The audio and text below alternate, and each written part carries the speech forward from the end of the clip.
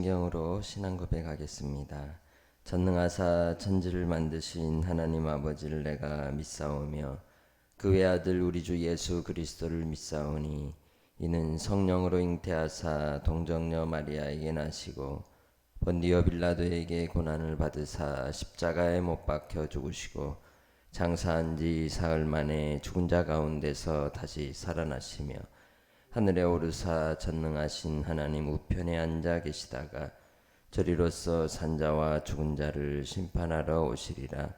성령을 믿사오며 거룩한 공예와 성도가 서로 교통하는 것과 죄를 사하여 주시는 것과 몸이 다시 사는 것과 영원히 사는 것을 믿사옵나이다. 아멘. 생명의 주 아버지 하나님, 오늘도 우리에게 은혜를 더하시고 주님께 나와 경배와 찬양을 올리며 예배케 하시니 감사합니다. 이 시간도 주께서 함께하여 주시고 우리에게 진리의 길로 인도하여 주옵소서. 예수님의 이름으로 기도합니다. 아멘. 찬송가 220장입니다. 220장.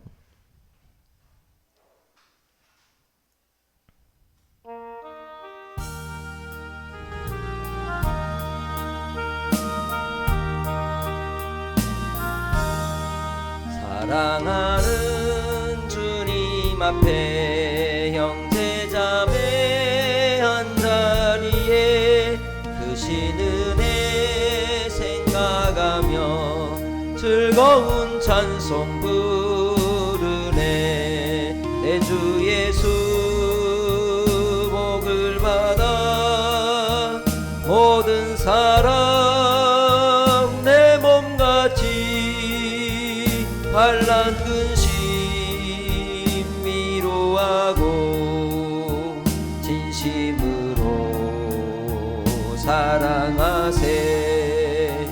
사랑하는 주님 앞에 온갖 충성 다 바쳐서 괴로우나 즐거우나 주님만 힘써 섬기네.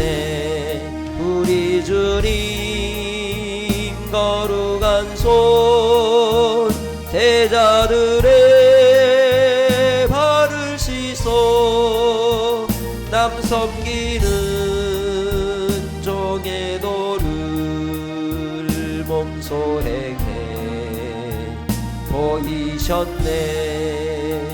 사랑하는 주님 예수 같은 주로 섬기나니 한피바다 한몸 이룬 형제여 친구들이여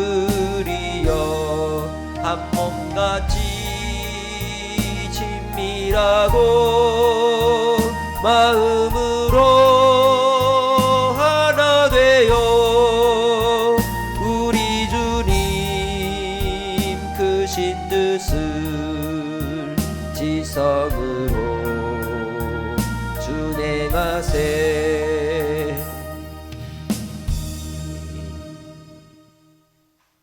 하나님 말씀은 신명기 23장 15절에서 25절 말씀입니다.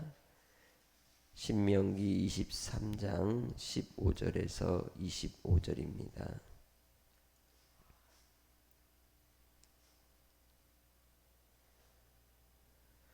종이 그의 주인을 피하여 내게로 도망하거든 너는 그의 주인에게 돌려주지 말고 그가 내 성읍 중에서 원하는 곳을 택하는 대로 너와 함께 내 가운데에 거주하게 하고 그를 압제하지 말지니라.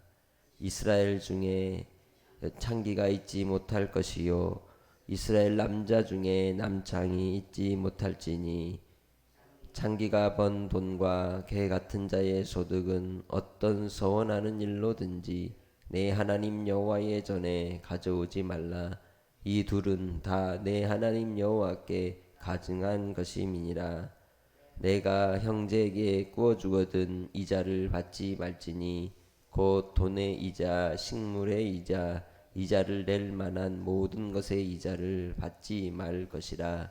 타국이 내게 내가 구워주면 이자를 받아도 되거니와 내 형제에게 구워주거든 이자를 받지 말라.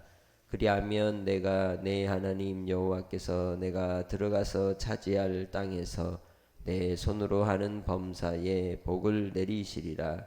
내 하나님 여호와께서 원하거든 갚기를 더디하지 말라.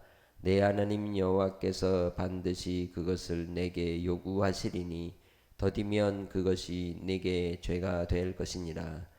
내가 서원하지 아니하였으면 무죄하리라. 그러나 내 입으로 말한 것은 그대로 실행하도록 유의하라. 무릇 자원한 예물은 내 하나님 여호와께 네가 서원하여 입으로 언약한 대로 행할지니라. 내 이웃의 포도원에 들어갈 때에는 마음대로 그 포도를 배불리 먹어도 되느니라. 그러나 그릇에 담지는 말 것이요 내 이웃의 곡식밭에 들어갈 때에는 네가 손으로 그 이삭을 따도 되느니라. 그러나 내 이웃의 곡식밭에 낫을 대지는 말지니라. 아멘. 이스라엘 백성들이 지켜야 될 규례의 내용들 가운데 일상의 삶 속에서 일어나는 여러 문제들 속에서 그들이 하나님의 백성으로서 살아가는 삶의 도리의 원리, 원칙이 무엇이냐? 그것은 로마서 12장 15절에 말씀하는 것처럼 즐거워하는 자와 함께 즐거워하고 우는 자와 함께 울라 하시는 그러한 교훈의 말씀과도 연결이 됩니다. 그래서 우리는 그런 얘기가 있잖아요. 기쁨을 나누면 두 배가 되고 슬픔을 나누면 반이 된다. 이렇게 이야기하는 바도 있습니다. 서로 살아가는 데 있어서 우리가 함께 공유하는 그런 삶의 내용들 속에 오늘 본문의 이 내용들을 통하여 우리의 마음에 가져야 될 그리스도인으로서 하나님의 백성으로서의 삶의 태도가 어디에 있느냐, 그런 그 내용을 본문은 말씀하는 겁니다. 결국 예수 그리스도께서 우리를 위해서 긍휼과 자비를 베풀어 주셨듯이 우리도 하나님의 성품을 닮은 자비의 마음으로, 긍휼의 마음으로 살아가야 할 것을 말씀하는 겁니다. 어려움을 당한 이들에 대해서 외면하지 않고, 또한 이웃의 것에 대해서 욕심을 내지 않는 마음을 말씀하는 거죠.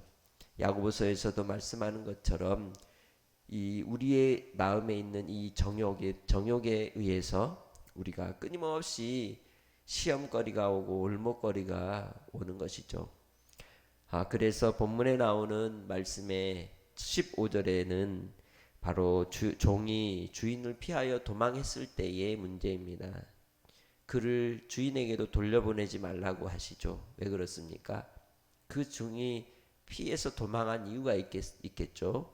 너무 많은 학대를 받았을 때, 박해를 받고 고난을 당했을 때, 피할 수밖에 없는 상황이 왔을 때 그를 잔인하게 돌려보내서 또다시 고통당하지 않도록 하라고 말씀하시는 겁니다.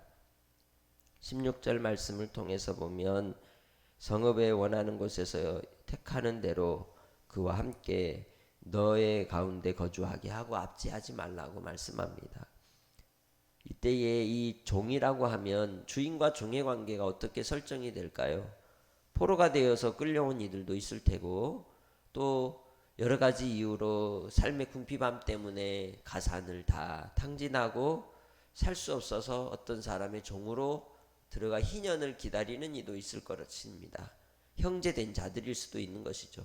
그렇기에 그러한 일에 대하여 잔인하게 하지 말라는 것입니다. 오늘날 우리 시대에 우리는 보이지 않는 주종 관계가 세워지면서 살아갑니다. 자본주의 사회 안에서도 그것은 눈에 드러나진 않으나 내면적으로는 잠재해 있는 것이죠. 그렇기에 그 속에서 우리가 이제 주인된 자와 또 이 사장과 혹은 종업원의 관계 속에서도 마찬가지이고, 특별히 이주 노동자에 대한 우리의 태도에 대해서 이 말씀을 근거로 생각해 봐야 한다는 것입니다. 우리나라 안에 들어와 있는 이들 가운데 비인격적인, 몰인격적인 그러한 대우를 받는 이들이 너무도 많은 것을 볼 수 있습니다. 그 일에 대하여 하나님께서 이제 경고하시는 말씀이기도 한 것이죠. 그것이 구원의 문제와는 상관이 없을지 모르나 이 땅에 살아가는 삶 속에서 하나님이 기뻐하지 않는, 무죄하다 하지 않고 정죄당할 일인 것은 분명하고 확실한 것입니다. 그래서 바로 이 세상 가운데 의가 무엇이냐, 하나님의 의가 어디에서 나타나느냐, 그것은 바로 긍휼과 자비로서 나타나는 겁니다. 사람을 대하는 태도, 일상의 삶의 노동권에 대한 문제에서도 바로 하나님의 의가 드러나게 되어 있다는 것입니다. 우리는 영적인 문제로 항상 우리의 신앙의 생활을 이제 대하다 보니 모든 일에 있어서 그냥 영적인 부분만을 집중해서 생각하고 살아갑니다. 그러다 보면 우리가 살아가는 일상의 삶의 문제 속에 내 곁에 가까이 있는 이들의 고통과 고난을 묵인하고 무시하고 살아갈 때가 있다는 것이죠. 그러나 우리 하나님께서는 긍휼과 자비를 베푸시기를 원하시는 줄 믿습니다. 공정한 대우를 해주기를 주께서 명령하고 있는 것입니다. 또한 17절로 18절을 통하여 부정하게 번 돈에 대하여 하나님은 가증히 여기신다는 것입니다. 그렇기에 이 세대와 이 세상 속에서 성적인 타락과 이 성과 관련된 그러한 산업에 대해서는 하나님이 기뻐하지 않는다는 겁니다. 그것이 결국은 이 땅이 하나님의 징계와 진노를 받는 큰 근거가 되는 것이죠.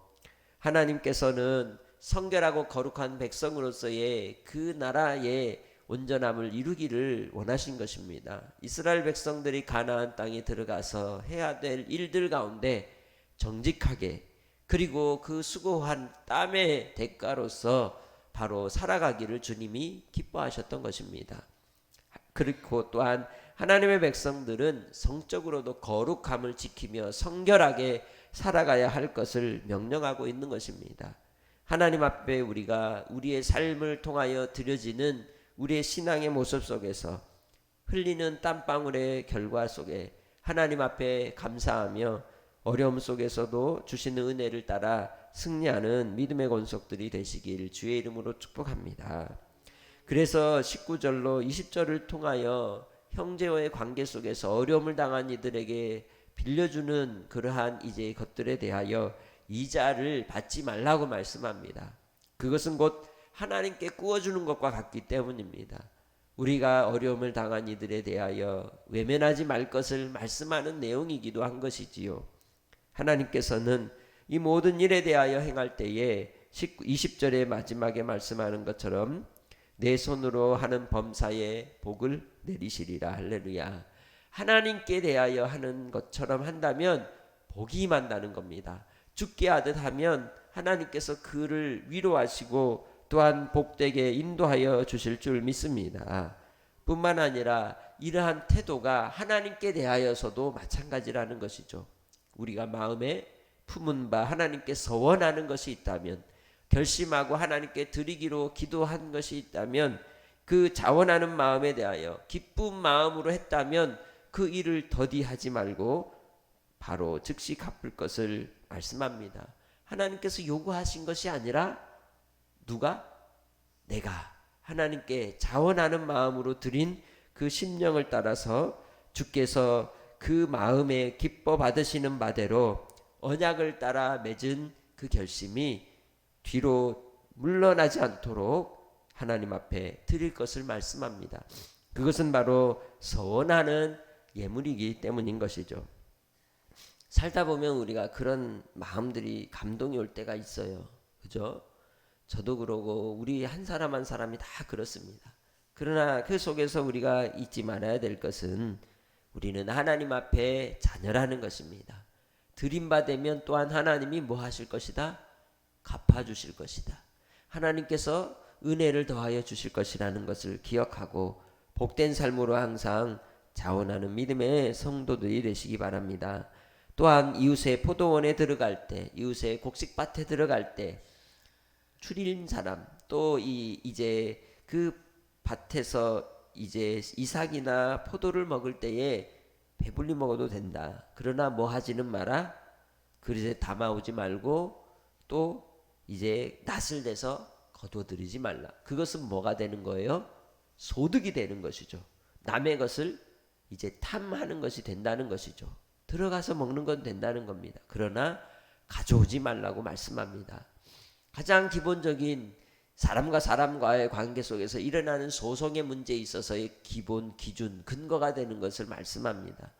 하나님께서는 그 백성들이 들어가 살아야 될 땅에서의 가장 기본적인 기준을, 사회의 정의를 어디에 두고 있느냐?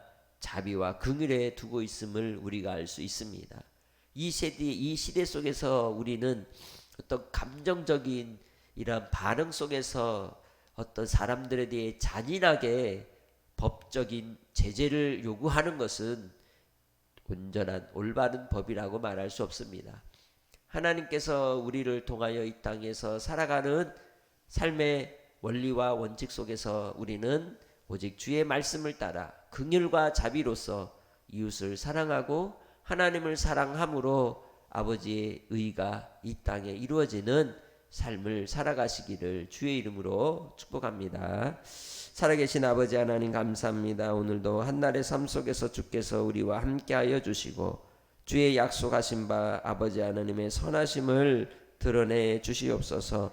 오늘도 하나님의 의가 이 땅에 이루어지기까지 믿음으로 행하는 복된 한날이 되게 하시고 주의 말씀의 길을 따라 순종하며 살아갈 때에 찬송과 영광을 올리며 기쁨 가운데 나아가는 한날 되게 하여 주시옵소서. 오늘도 어려움의 환경 속에, 물질의 궁핍함 속에, 삶의 시련 속에 힘들어하는 우리 믿음의 식구들 있다면 주께서 친히 찾아가 주시고 어루만져 주시고 삶의 문제들을 해결하여 주시고 주님 붙잡아 주시옵소서. 주께서 온전히 우리와 동행하사 오늘도 기쁨과 평강을 더해 주시기를 원하옵고 감사하며 예수님의 이름으로 기도합니다. 아멘. 하늘에 계신 우리 아버지여, 이름이 거룩히 여김을 받으시오며 나라의 마옵시며 뜻이 하늘에서 이룬 것 같이 땅에서도 이루어지이다. 오늘날 우리에게 일용할 양식을 주옵시고 우리가 우리에게 죄 지은 자를 사하여 준 것 같이 우리 죄를 사하여 주옵시고 우리를 시험에 들게 하지 마옵시고 다만 악에서 구하옵소서. 대개의 나라와 권세와 영광이 아버지께 영원히 싸움나이다. 아멘.